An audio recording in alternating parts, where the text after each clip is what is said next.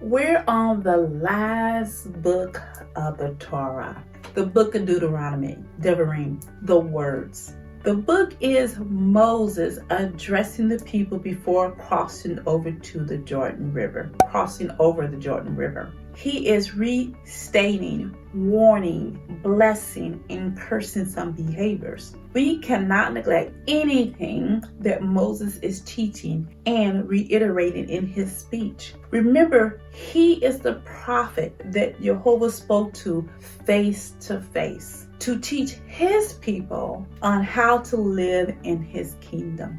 Each book of the Torah, the entire Bible itself, offers a lifetime of study. No one can say they have it all. No one can say, I got it all. We all are continually to learn, and revelation of his word is continuing to be shared by his spirit.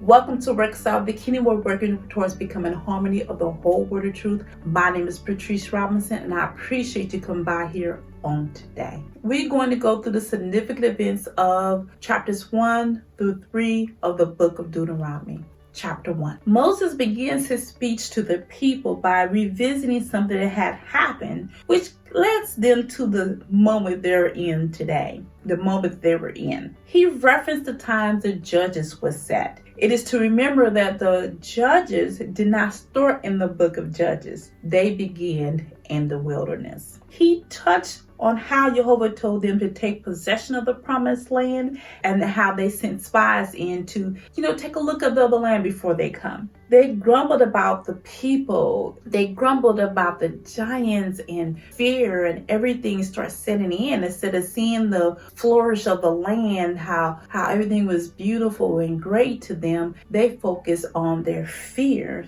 and they grumbled against Yehovah. He continued how they made a choice to fight without Yehovah and decided to go over there anyway when he told them he will not be with them. That did not end well. Chapter 2, he reminded they cannot take territories of their brethren. For example, they cannot take the land that belonged to the people of Esau, the Edomites. They cannot take the lands that belonged to Lot's descendants, the Moabs and the Ammonites. These were all descendants of Lot's, and so they could not touch their land. They were not supposed to fight them, leave them alone, because that is their inheritance. There is much, much more to read in chapter 2. Chapter 3. Moses reminds the people of the land from the king of Og, the two kings of the Amorites. This land and more were given to the Reubenites, the Gadites, and half a tribe of Manasseh. He's spoken of the conditions that these three tribes were allowed to keep that land.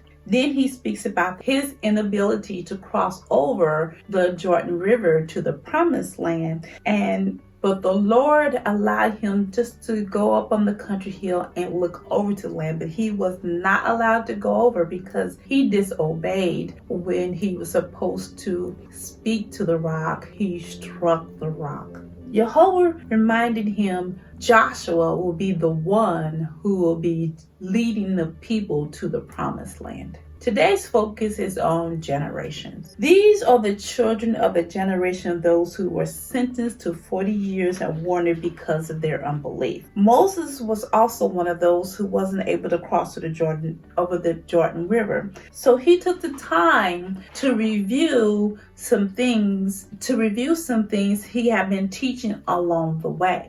He took the time to try to make things plain for them to understand and not be like their fathers. He warned them not to be like that. This is why Yehovah wants us to teach our children, because we're always a generation away from not walking in the ways of Yehovah and the way he instructed us. Just take a look around you today, around the world. We're many generations away from obedience. I think Moses had the right idea of sitting them down and having a conversation and getting them prepared. Don't forget to join me on Saturday at 10 o'clock a.m. as we continue our journey through what did Yeshua teach. And don't forget to join me on next Tuesday at 7 o'clock p.m. for Torah Chat Points for chapters 4 through 6. As always, man does not live by bread alone, but every word that proceeds out of the mouth of Yehovah. I appreciate and thank you so much for stopping by today, and have a blessed rest of the week. Thank you.